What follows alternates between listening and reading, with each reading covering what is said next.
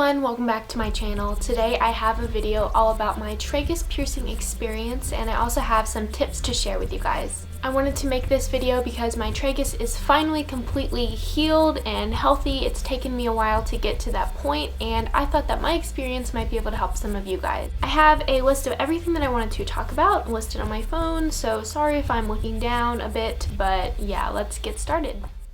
After I filmed, I realized I didn't tell you guys what a tragus is, so as you can see, it's right there. It is the little knobby bit that holds your headphones in, if you want to think about it that way. So first of all, just a little background about this piercing. I have had my tragus pierced for about 9 to 10 months, I think. It is the standard size. 16 gauge piercing is generally the standard size for a piercing that you get at a piercing parlor. Oh, that was a tongue twister. But normally, if you get your ear pierced with a piercing gun, that's an 18 to 20 gauge piercing, and if someone pierces you with a needle, it's going to be generally a 16 gauge. I have kept my original jewelry in just because I have had kind of a difficult healing process and I didn't want to jostle my piercing any more than it had to be. I wanted to just kind of keep it simple. For the meat of my experience and everything, now I had wanted to get my tragus done for a good amount of time. I was moving out of my apartment actually at my old college, and I went with my friend. We just decided to get something done and we decided on our tragus. I went to a local kind of piercing and tattoo parlor, and my experience there was pretty good. I have gotten a tattoo there before. It wasn't the best tattoo in the world, but it was a very simple tattoo, so they couldn't really screw it up, I guess.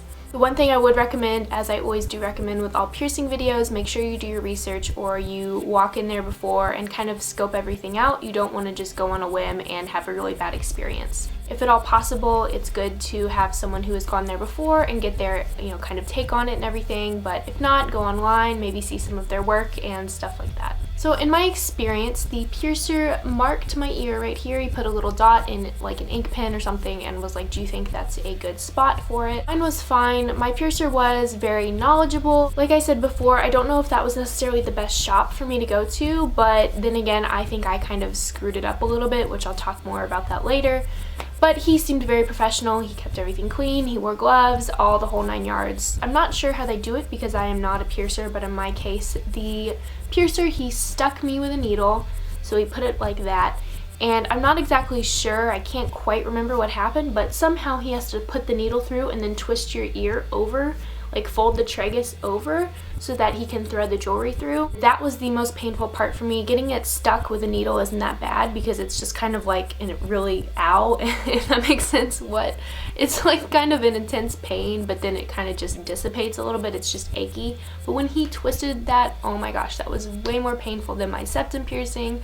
I think for the initial poke, that was probably like a 3, I don't really remember it, but the twisting part was like a 5 or a 6, maybe even a 7. It hurt really bad because it was kind of a tender area already, and then you're like twisting it around. I don't know, it was very uncomfortable and not very pleasant. But after that, it's pretty much done. They just put the jewelry through and then he twists on the ball, and that's pretty much it. So I would say that if you want this piercing, the pain is worth it. However, it is kind of a lengthy process. It's not like my septum or just a normal ear piercing where they just stick it through. They do have to stick it and then twist it and kind of mess with it a little bit. So just be prepared for that as you're going into this.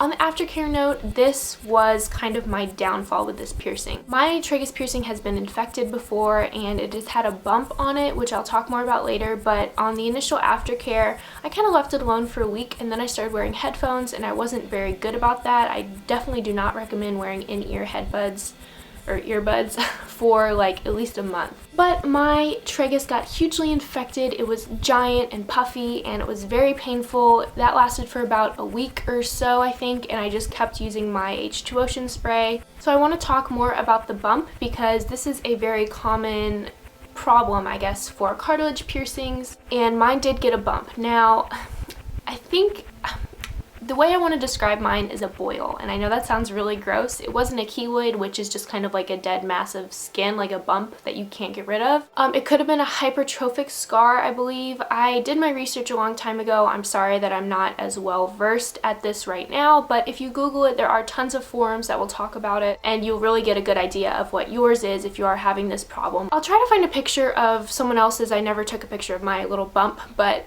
they're all over the internet, so I'll put one here somewhere so you guys know what I'm talking about. This bump was caused, I think for me, by just the remnants of the infection and kind of the pressure on my ear. I would sleep on it a lot, which is also something I don't recommend. And my bump stayed there for months. It would go away and then it would come back and I would treat it, but then I would get lazy or it would hurt me, so I would just leave it alone. A lot of people on the forum said I just left mine alone for 2 months and it finally went away. Some people that helps them, but for me, the remedy that I found that finally worked is tea tree oil. I would take a Q-tip and just rub this all over the bump, and yeah, that would be literally my only cause of protection or anything. I wouldn't mess with it at all, and I would try to keep it very clean. A couple weeks ago was when I really got this healed, and I used it once a day for about a week or two.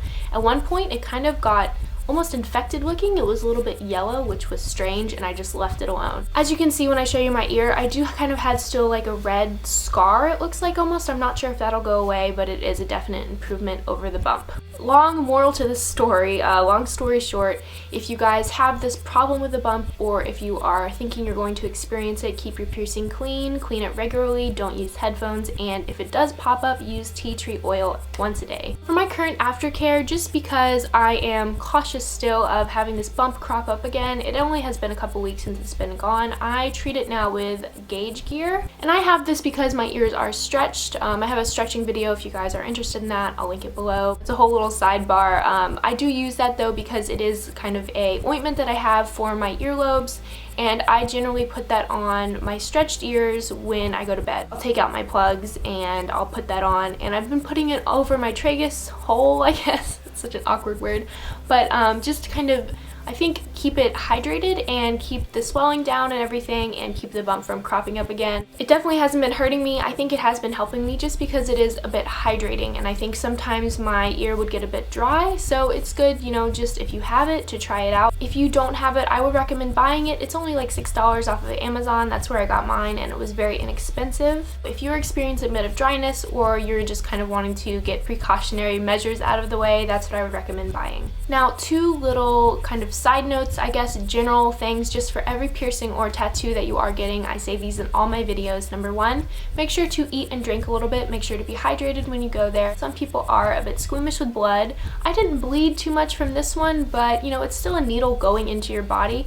Some people don't handle that very well. Just make sure to stay hydrated and eat a little bit so you don't want to pass out, and yeah, that would be really bad. My second tip is make sure to have your parents' permission if you are under 18 to get this piercing. I think for the most part parents would be okay with you getting a tragus piercing. Just explain to them that it is something that you want and you would like your parents' permission to do it. You know, that's always the best route. I don't recommend going to a underage piercer. It's not safe, and if they are not piercing people legally, then you know, there's kind of that gray area that I just really don't recommend. I believe that is the end of this video, guys. I hope you found this helpful. If you liked this video and you did find it helpful, please make sure to give it a thumbs up. It would really help me a lot. And if you really liked it and you want to see more of my face, feel free to subscribe. I would really appreciate it. If you guys have any questions about this, or maybe you think that there was something I forgot to mention, leave it in the comments. I will answer you ASAP. And as always, guys, I hope you're having a great day. Thank you so much for watching, and I'll talk to you in my next video. Bye!